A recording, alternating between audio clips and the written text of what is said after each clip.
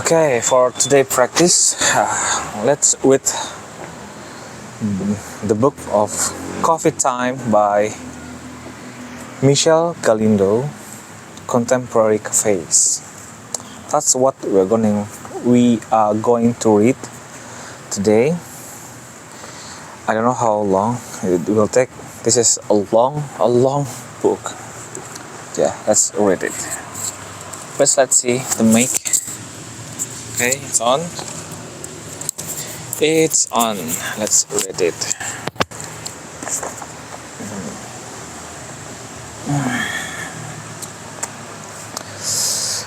Coffee Houses by Marcus Hudstein. What is it that defines a coffee house? It's a difficult question to answer, and indeed one that can never be answered definitively.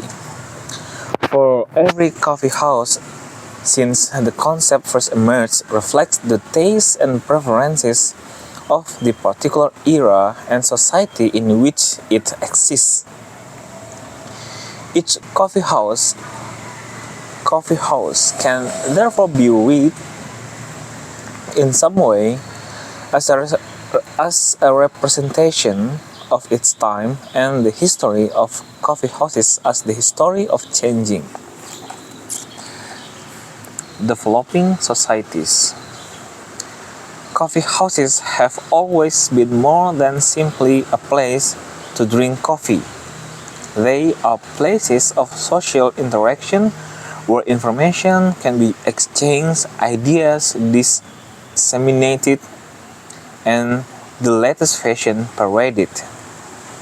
The first coffee houses were repeatedly. The first coffee houses were repeatedly established in Constantinople, now Istanbul, in 1554. Modest shacks or tents were erected with simple seating arrangements, benches running along the walls or mats on the floor. Copper pots filled with hot water were balanced on top of tile stoves whose fires burned continually, a sight still common today in some Oriental countries. Guests looked on while ground coffee was poured into the pot and the beverage prepared. Coffee sellers could also be found out on the streets, walking through cities offering the hot beverage to interested passersby. Alright, let's turn on the noise cancel. Let's see. Yeah, it's on. Let's put it again.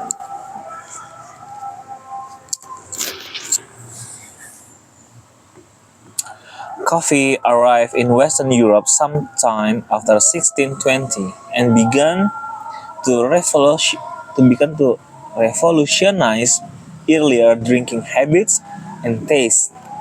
Within just a few years, 3 new drinks, coffee, tea, and cocoa, had altered the drinking habits of Europeans forever.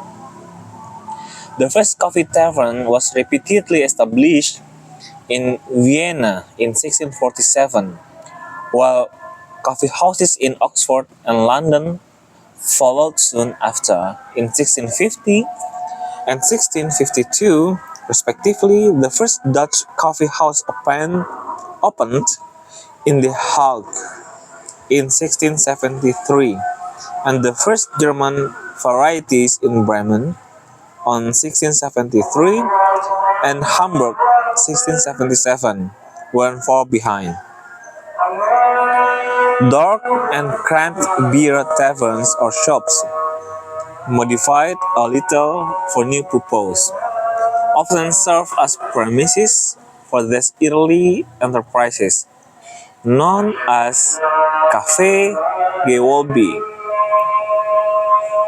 or coffee vaults or coffee shops.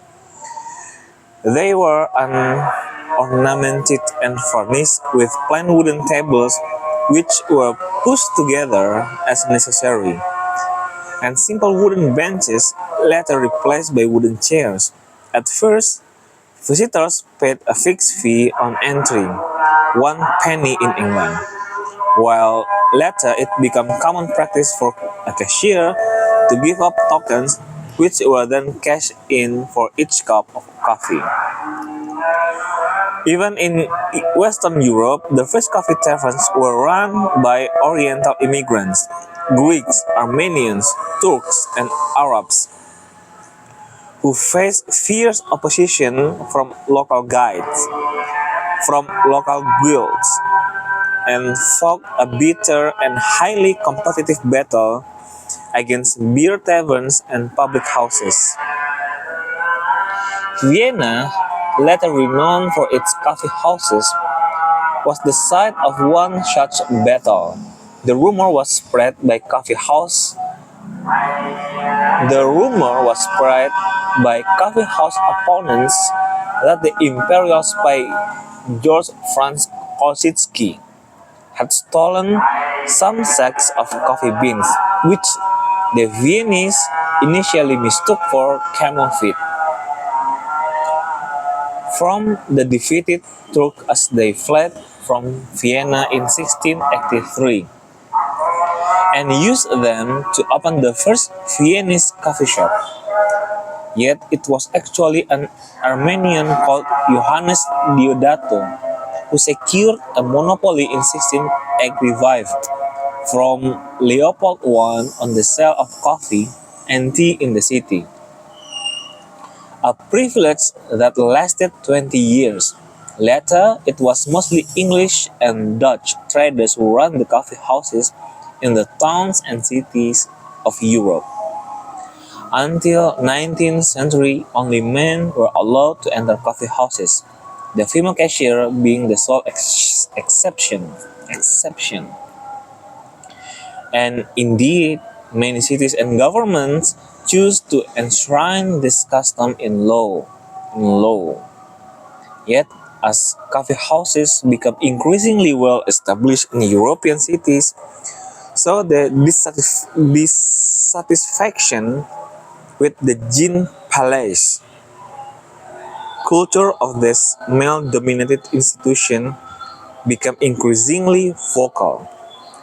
This dissatisfaction manifested itself at first in newly erected coffee tents and pavilions as well as street taverns, which could meet a growing demand from coffee drinkers to enjoy fresh air and nice view along with their beverage. Eventually, Viennese lawmakers recognized this need and enshrined Schönegarten, or pavement cafes, in law as fenced garden areas located in front of each cafe and belonging to the cafe owner. Soon after, the first sumptuously decorated light-filled coffee houses began to appear, spawning many others all over Europe in a similarly ostentatious style. The international standard was set with Cafe Procopi, named after its founder Sicilian Procopio Coltelli. Established in Paris in 1686, with its tables made from slabs of marble and walls entirely of mirrors, generating an illusion of vastness. A feature still to be found in many modern cafe shops. The desire among the social elite of the period, both to observe and to be observed, had never been met quite so flamboyantly as in Cafe Procopi, which inspired numerous similarly boastful coffee houses in the central squares and streets of towns such as Venice. In 1720, Café Florian opened its doors to coffee drinkers for the first time, and before long, No self-respecting tourist to the city could live without paying a visit. From the beginning of the 19th century, even every coffee house that took at least a little pride in itself decked out its room with mirrored cabinets and luxurious dainty interiors with and with mirrored cabinets and luxurious dainty interiors, so that many establishments exuded the air of small rococo castles. The legendary Silberne Coffee House or Silver Coffee House, which was opened by Ignaz Neuner in Vienna in 1808, served coffee in silver pots, while some features coffee fountains or other ingenious technical gimmicks. The desire among guests to read over their coffee led to the introduction of more light in most coffee houses. In earlier days, guests had to pay a supplementary charge for candles, while these were later provided as a matter of course. While these were later provided as a matter of course, as gas and then electric light were invented, larger coffee houses everywhere became some of the first public institutions to make use of these innovations. It seems that a few coffee house owners even seem to make it their mission to overwhelm their guests with every possible modern luxury and grandiose feature. Perhaps the most famous example is the Golden Clad Cafe. The Golden Clad Cafe New York in Budapest opened in 1894, reminiscent of a Baroque church with its twisted columns in the interior. From about 1850, chairs made from curved wood began to dominate the interior of simpler coffee houses, named Thonet chairs after the furniture manufacturer Michael Thonet. Named Thonet chairs after the furniture manufacturer Michael Thonet. These have been a key element of classic coffee house design. These have been a key element of classic coffee house design ever since. More luxurious coffee houses often feature stylish bent wood chairs. After 1800, genuine coffee houses began to find themselves facing competition. On the one hand, restaurants began to spring up outside France, where the first of those establishments had appeared, and many of them now combine eating areas with a designated area for serving coffee or even with their own coffee house. On the other hand, hotels discovered their guests' growing taste for coffee. On the other hand, hotels discovered their guests' growing taste for coffee and opened their own coffee rooms. At first, with separate areas for men and women. Even today, the lounge of a hotel in England is called a coffee room, a name that originates in the early days of hotels, when hotel rooms were dark and sparsely furnished, and all the activities of the guests, as, as well as meals, took place in the communal coffee rooms. That's it for today. Just 2 pages. Let's see.